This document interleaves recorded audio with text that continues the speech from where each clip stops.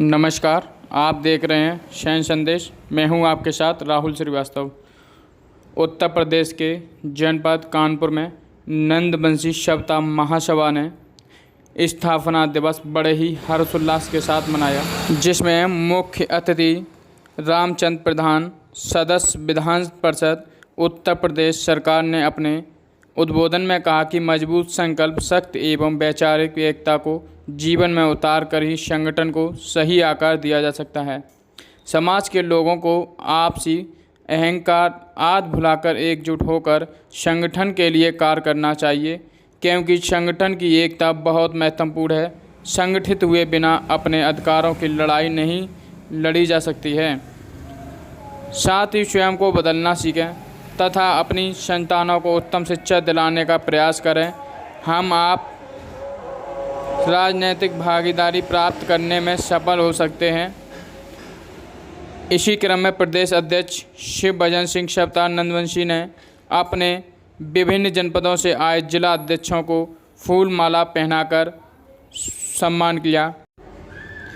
इसी क्रम में मैनपुरी के ओपी श्रीवास ने प्रथम चक्रवर्ती सम्राट महापद्म नंद के जीवन पर प्रकाश डालते हुए बताया कि उन्होंने विषम परिस्थितियों में अपने साहस, धैर्य व संकल्प शक्ति एवं बुद्धिमत्ता के बल पर एक मजबूत साम्राज्य की स्थापना की तथा केंद्रीय शासन पद्धति की नींव डाली। उन्होंने लोगों को आलोचनाओं एवं सरकार के बावजूद अपना मनोबल कमजोर नहीं होने दिया। कार्यक्रम की अध्यक्षता चंद्रपाल सप्ताह ने किया। इस मौके पर संजय विद्यार्थी, पूर्व प्रत्याशी विधानसभा गौरा दिल्ली से अरविंद बदरिया जी, ओपी श्रीवास मैनपुरी, राकेश ठाकुर, दिनेश ठाकुर, राम प्रकाश सप्ताह, अवनीश ठाकुर कानपुर, बिहारी लाल शर्मा, जगत सप्ताह, वीरेंद्र सप्ताह, राहुल सप्ताह कानपुर, रंजीत सप्ताह, सुभाष सप्ताह पत्रकार, आलोक रंजन रसूलाबाद, अरुण सप्ताह, सत्येंद्र सप्ताह, सोनू पत्रकार सहित आदि लोग मौजूद रहे। नींद में सोई है दुनिया बेदार नहीं होती, रह रह के जगाता हूँ होशियार नहीं होती, इस नींद में सोई है दुनिया बेदार नहीं होती। 400-700 साल पहले तुलसीदास ने लिखा,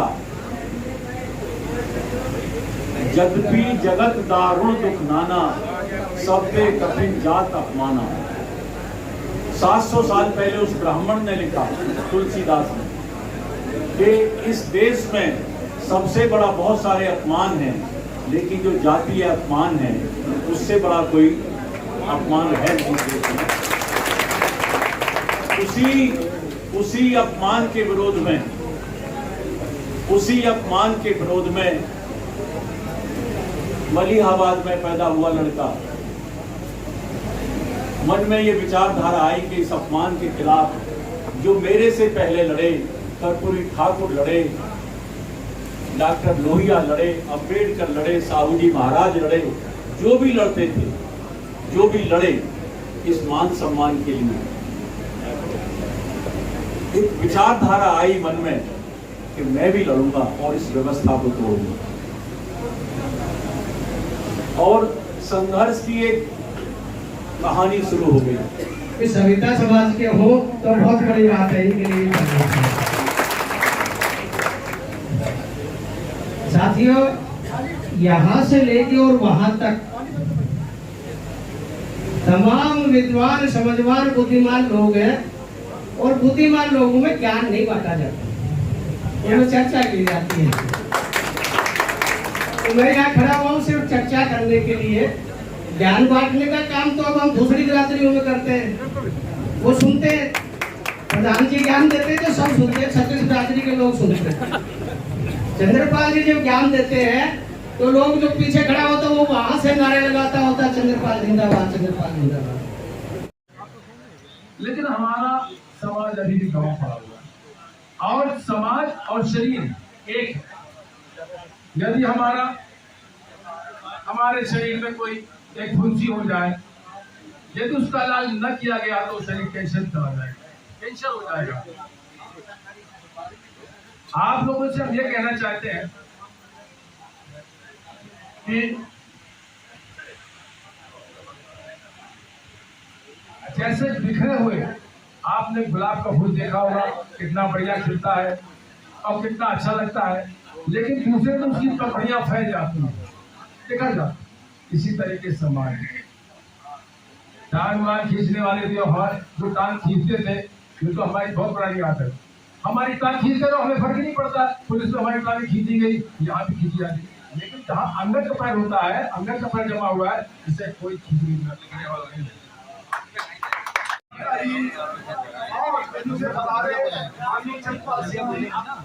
और हमारे मुख्य अतिथि के रूप में रामचंद्र प्रधान जी, MLC जी, भाजपा सरकार के, और हमारे द्वारा से विधानसभा के प्रत्याशी संजय विद्यार्थी जी, और हमारे नारायण देवी जो महिला सभा की अध्यक्ष हैं, इन सभी को और आए हुए सभी सदस्यों को मैं हार्दिक अभिनंदन प्रदान करता हूँ। अब देखिए, हमारे समाज में माइक पास 343 में पैदा हुए, जिन्होंने अपनी तलवार की वजह से सभी शक्तियों का नाश करके और एक छत्र राज्य स्थापित किया, 16 महाजनपदों को जीतकर अपनी शक्ति के बल पर। इसी तरह से बिहार में हमारे कर्पूरी ठाकुर जी सभी को पछाड़ते हुए बिहार प्रदेश के मुख्यमंत्री बने, जिन्होंने मुंगेरी लाल की रिपोर्ट पर उस समय 1977 में आरक्षण कर दिया था, जिसमें महिलाओं का भी आरक्षण किया था, गरीब सवर्णों को भी किया था आरक्षण, और पिछड़ों को भी किया था, महादलित। ऐसा शेर आज तक भारतवर्ष में पैदा नहीं हो पाया। मोदी जी ने तो अभी सवर्णों का आरक्षण किया। महामंत्री रहे हम लोग के बड़े भाई, इस कार्यक्रम के मौके से भाई रामचंद्र प्रधान जी का भी मैं अपने तरफ से स्वागत वंदन अभिनंदन करता हूँ। इस कार्यक्रम में कई जनपदों से चलकर आए हैं, हमारे सामने बैठे हैं मैनपुरी के हमारे बड़े भाई राकेश ठाकुर जी हैं, दिनेश जी हैं, अजय डॉक्टर साहब हैं, दिनेश डॉक्टर साहब हैं, इस कार्यक्रम में CL अंकल हैं, तमाम इस कार्यक्रम में तमाम हमारे बड़े बुजुर्ग, नौजवान साथी, माताएं, बहनें, बड़े बुजुर्गों ने बड़े ही स्नेह, प्यार, सहयोग से इस कार्यक्रम को सफल बनाया है। हमारे साथी समर भाई से लेकर तमाम इलाहाबाद से चलकर आए हैं, राजेश शर्मा जी हैं, तमाम नौजवान आजाद हैं, नाम हो सकता है लेने में कुछ लोगों का छूट जाए, इसलिए मैं सबसे क्षमा चाहते हुए इस कार्यक्रम में उपस्थित दूर दराज से आए सभी माताएं, बहनें, बड़े बुजुर्ग, नौजवान साथियों का मैं स्वागत वंदन अभिनंदन करता हूँ। सबको मैं प्रणाम करता हूँ कि आप लोग इस कार्यक्रम की शोभा है, अगर आप लोग आते तो इस कार्यक्रम का शोभा न बढ़ता, इसलिए आप सबको मैं प्रणाम करते हुए आप सबको धन्यवाद देता हूँ।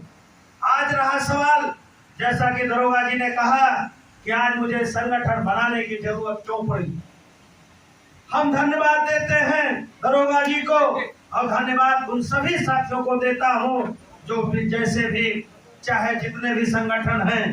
ठीक है, संगठन है, कहीं ना कहीं जागरूकता आई है हमारे लोगों में, संगठन के ही माध्यम से आई है, लेकिन चलिए ठीक है, आज हम लोग आपके सामने बैठे हैं। जिन लोगों ने संघर्ष किया है जरूर करना होगा, अपने बुजुर्गों का आशीर्वाद लेना होगा, उनके अनुभव को शेयर करना होगा, क्योंकि हमने देखा है वो नौजवान साथी हमारे अपने बुजुर्गों को छोड़ने का काम कर रहे हैं, लेकिन कहीं ना कहीं उनका भी आशीर्वाद, उनका सहयोग, उनका अनुभव, क्योंकि समय बदलता रहता है, समय बदलता रहता है, और हम लोग समय के अनुसार अगर नहीं बदलेंगे तो हम लोग यहाँ के तहाँ रह जाएंगे। इसलिए हमको आपको संकल्प लेने की जरूरत है।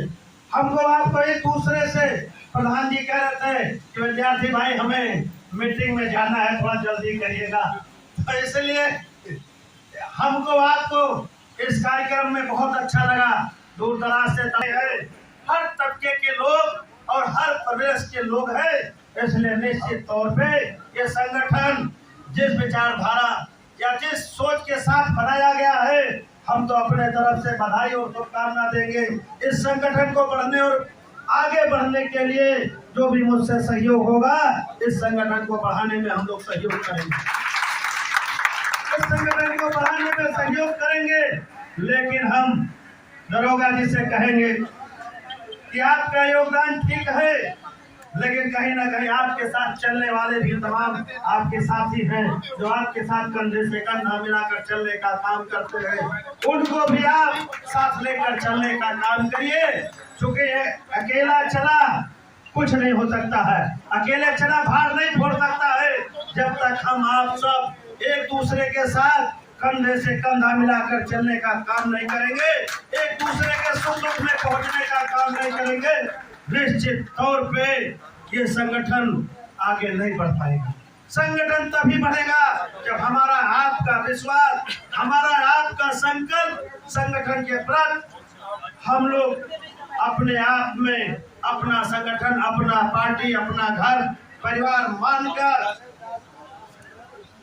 तभी संगठन बढ़ेगा। इन्हीं बातों के साथ चूंकि हमसे तमाम लोगों ने अपनी बात को रखा है और रहा सवाल शिक्षा पे हम लोग ज्यादा जोर दें, क्योंकि आज मैं आपके सामने बोल रहा हूँ, आपके सामने खड़ा हूँ, तो निश्चित तौर पे शिक्षा के बदौलत मैं छात्र संघ चुनाव लड़ रहा था तो बहुत लोग हमारे ऊपर हंसते थे, लेकिन मैं चुनाव लड़ा अवध विश्वविद्यालय में मैं छात्र संघ का उपाध्यक्ष 1200 वोट से जीता था। अभी जब हम चुनाव लड़ रहे थे तो हमारे पार्टी, हमारे लोगों ने हमारे ऊपर हंसी उड़ाने का काम किया, जात सूचक शब्दों से लोगों ने उल्टा सीधा कहने का काम किया। लेकिन धन्यवाद मैं देता हूँ गौरा की आम आवाम, नौजवान माताएं बहनें और बड़े बुजुर्गों को, जिन लोगों ने अपना लाड प्यार आशीर्वाद देके आपके भाई आपके बेटे को 52,000 वोट देंगे और 52,000 वोट देके चुनाव में मजबूती से खड़ा करने का काम किया।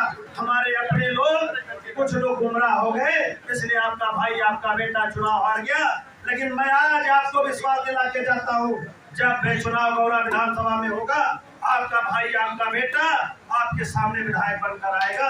निश्चित तौर से वहाँ की जनता, वहाँ के लोग, आज जब मैं क्षेत्र में निकलता हूँ तो लगातार लोग कहते हैं कि बाबू संजय विद्यार्थी आप चुनाव हारे नहीं हो, आप चुनाव जीते हो। आज तक जो भी बड़े लोग लड़े, राजा लड़े, महाराजा लड़े, इसी सीट पे बड़े बड़े लोग लड़े, लेकिन कोई 40,000 41,000 वोट से ज्यादा नहीं पाया और आप 52,000 वोट पाए हो। पहली बार, क्योंकि आपके समाज के लोग चुनाव नहीं लड़ते थे, इसलिए आपके खिलाफ लोगों ने साजिश रचने का काम किया, आपके खिलाफ लोगों ने गुमराह करने का काम किया, लेकिन फिर भी आप 52,000 वोट पाए हैं। निश्चित तौर पे आने वाले समय में आप गौरा के विधायक होंगे। जो मुझसे चुनाव जीते हैं लगातार मेरे खिलाफ विधानसभा से लेके हर जगह हमारा विरोध करने का काम कर रहे हैं, लेकिन हमें कोई गुरेज नहीं, हमें कोई परहेज नहीं है। जितना वो हमारा विरोध कर रहे हैं उतने आम जनता आपके भाई आपके बेटे को प्यार देने का काम कर रहे हैं। निश्चित तौर पे आपका भाई आपका बेटा जब भी गौरा विधानसभा में चुनाव होगा आपका भाई विधायक बनकर आएगा। मुझसे अगर कोई त्रुटि हुई हो, मुझसे कोई गलती हुई हो तो मुझे क्षमा करिएगा, क्योंकि मैं आपका बेटा हूँ, आपका भाई हूँ। अभी हमसे हमारे बाद प्रधान जी भी तमाम मुद्दों पे अपनी बात रखेंगे, क्योंकि आज बड़े भाई ये लोग सत्ता में हैं, हम समाज के लोगों का सहयोग कर सकते हैं, हम समाज के लोगों को आगे बढ़ा सकते हैं। इसलिए हम लोग अपनी ज्यादा जिम्मेदारी अपने बड़े भाई के ऊपर छोड़ते हुए बहुत बहुत धन्यवाद, आभार आप सबको प्रणाम करता हूं। और आपने इतना, आपके अंदर जो उत्साह दिखाई दे रहा है वो निश्चित तौर पे एक बदलाव जैसी स्थिति दिखाई दे रही है।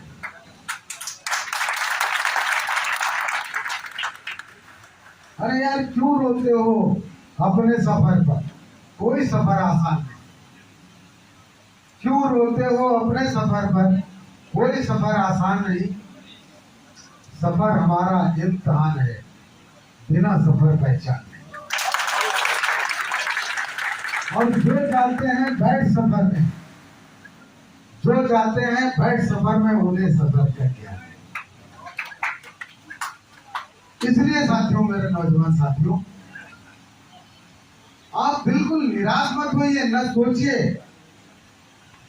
एक संघर्ष करते करते मेरे बारे में हमारे साथियों ने बताया, मैं तो एक साधारण से परिवार में पैदा हुआ। हमारे माँ बाप मुश्किल से हमारी रोजी रोटी चलाते। अभी पढ़ाई लिखाई की बातें भी आई हैं इस मंच से।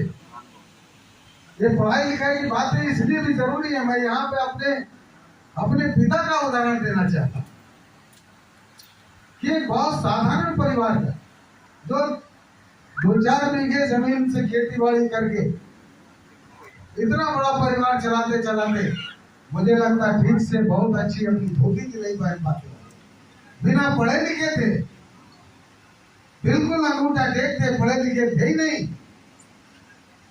और उसके बाद भी उनकी सोच थी कि अपने बच्चों को पढ़ा लिखाना है।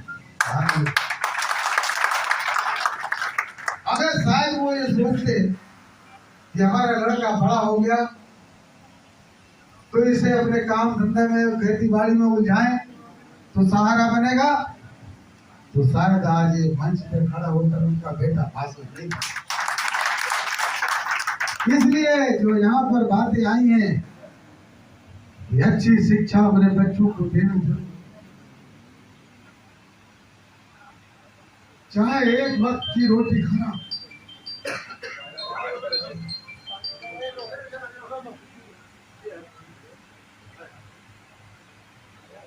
चाहे एक वक्त की रोटी खाना, एक वस्त्र पहनना, दुनिया के सारे कष्ट उठाना, लेकिन अपने बच्चों को अच्छी शिक्षा जरूर देना, इसमें कोई कोताही न। क्योंकि हम जिस समाज में पैदा हुए, हम हीन भावना लेकर आते, हमारे अंदर हीन भावना होती है। बहुत सारे अधिकारी, बहुत सारे बड़े बड़े लोग जो समाज में पैदा हुए, लेकिन बहुत सारे छुपाते हैं अपना नाम। मैं उनको भी बुरा नहीं मानता, मैं उनको इसलिए बुरा नहीं कहता कि वो लोग हैं क्योंकि समाज को सामाजिक सम्मान नहीं मिला, और सामाजिक सम्मान न होने की वजह से वो अपना नाम छुपाते हैं, अपनी जाति छुपाते हैं। क्योंकि सामाजिक सम्मान न होने की वजह से ये व्यथा उनके साथ रहती है। लेकिन हम लोग तो पॉलिटिकल लोग हैं, संजय विद्यार्थी को भी सब जानते हैं और रामचंद्र प्रधान को भी सब जानते हैं, जानना भी चाहिए। इसी में मैंने अभी थोड़ी जब बहुत हो हल्ला हो रहा था तो उसमें मैं सबको समझा रहा था अपने नौजवान कि कोई, अभी हमारे चंद्रपाल जी बहुत अच्छी बात कह रहे थे अभी, कि कोई किसी जाति में अगर जन्म लिया है तो उसे पहले सम्मान मिल जाएगा, अगर आपके समाज में जन्म लिया तो उसे पहले सम्मान मिलेगा। हमें उसके लिए संघर्ष करना पड़ेगा, हमें अपने आप को इसके लिए स्थापित करना पड़ेगा। हमें ये बताना पड़ेगा अपने आचरण से कि नहीं, जिनको आप शब्दों से अपमानित करते हो, ये समाज के लोग भी बुद्धिजीवी हैं, ये उस समाज के लोग हैं जिनका समाज इस देश में राजपाट किया करता है। हम उस समाज के ही जन्मे हैं, लेकिन एक दीनहीन दशा में आज जी रहे हैं। एक साजिश के तहत हमको दीनहीन दशा में पहुंचा दिया। हम संघर्ष भी करें, हम संघर्ष के साथ साथ हमें अपनी समझदारी भी दिखाई, हमें अपना आचरण भी पेश करना होगा कि नहीं भाई, क्योंकि साथियों हमारा इतिहास कहता है कि हम लोग राजपाट किया करते थे। इतिहास भी सबको जानना जरूरी है, क्योंकि इतिहास से प्रेरणा मिलती है और प्रेरणा से एक सोच बनती है और सोच से एक ताकत बनती है और ताकत से ही मित्रों शासक बनता है। बहुत बहुत सारे सम्मेलनों में, जाति सम्मेलनों, सामाजिक सम्मेलनों में मुझे भी जाने का मौका मिलता है। बहुत जगह कहते हुए भी मिल जाता होगा, भाई तमाम राजनीतिक लोग सब बहुत सम्मानित लोग बैठे हैं। ये लोग कहते थे सामाजिक सम्मेलनों में, आज हम राजनीतिक लोग हैं, भारतीय जनता पार्टी से हैं, संजय विद्यार्थी समाजवादी पार्टी से, कोई बात नहीं। लेकिन अगर यहाँ पर अगर ये कह दिया जाता कि कोई राजनीतिक बात नहीं होगी, तो भाई राजनीतिक बात, तो मैं इस पे बताना चाहता हूँ मित्रों कि राजनीति के अलावा समाज का उत्थान किसी वजह से हो ही नहीं, क्योंकि राजनीति की ही चाबी एक ऐसी चाबी है जिससे अपने भाग्य के दरवाजे हम खोल सकते हैं।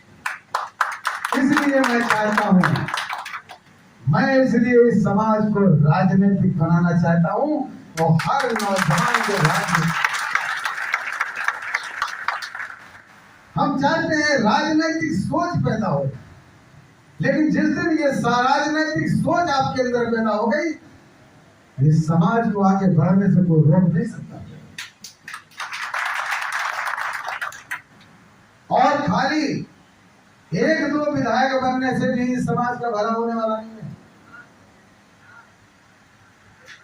कैसे मास्टर साहब, देखो मास्टर साहब भी हमारे पास,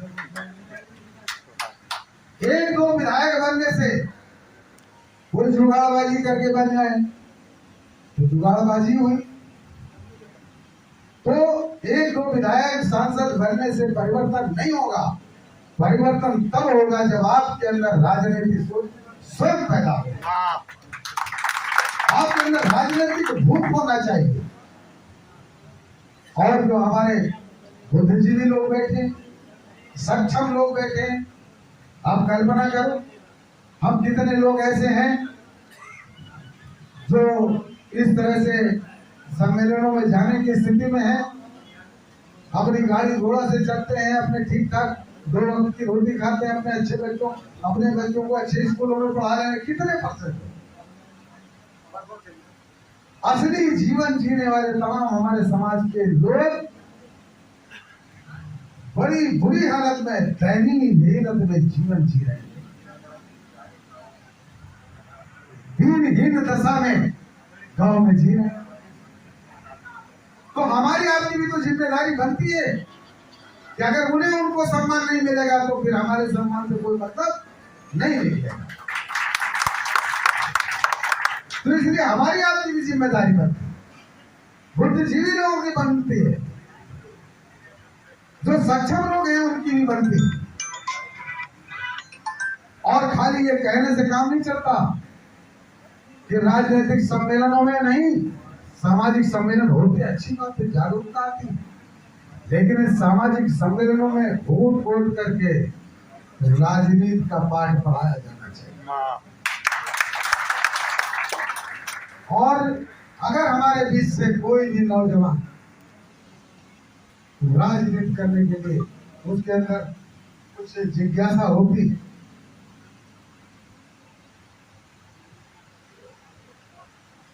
तो हमें सब मिलकर उसे मदद करनी चाहिए। भले ही उससे आपका अनबन हो, भले ही उससे आपकी बनती ना हो, तो हम आपस में बैठ करके बात निपटा लेंगे। लेकिन अगर वो राजनीतिक जो है और उसे हर स्तर पर हमें उससे मदद करनी चाहिए। जो सक्षम लोग उन्हें जिस स्तर की मदद पहुंचा सकते हैं उसे पहुंचानी चाहिए। क्यों? अगर कोई भी हमारा नौजवान गांव में रहने वाला, अगर उसके अंदर राजनीतिक चेतना पैदा हो गई तो प्रधानी का चुनाव लड़ेगा, बीडीसी लड़ेगा, छोटा चुनाव लड़ेगा, जिला पंचायत लड़ेगा। तो जब इस तरह से चुनाव लड़ाने की उसकी एक हानि हो जाएगी और समाज के अंदर राजनीतिक लोग हो जाएंगे, राजनीतिक सोच हो जाएगी, तो कम से कम वो नौजवान अगर समाज के ऊपर कोई अन्याय अत्याचार हो रहा है तो कम से कम उस दरोगा से बात करने की हैसियत तो हो जाएगी।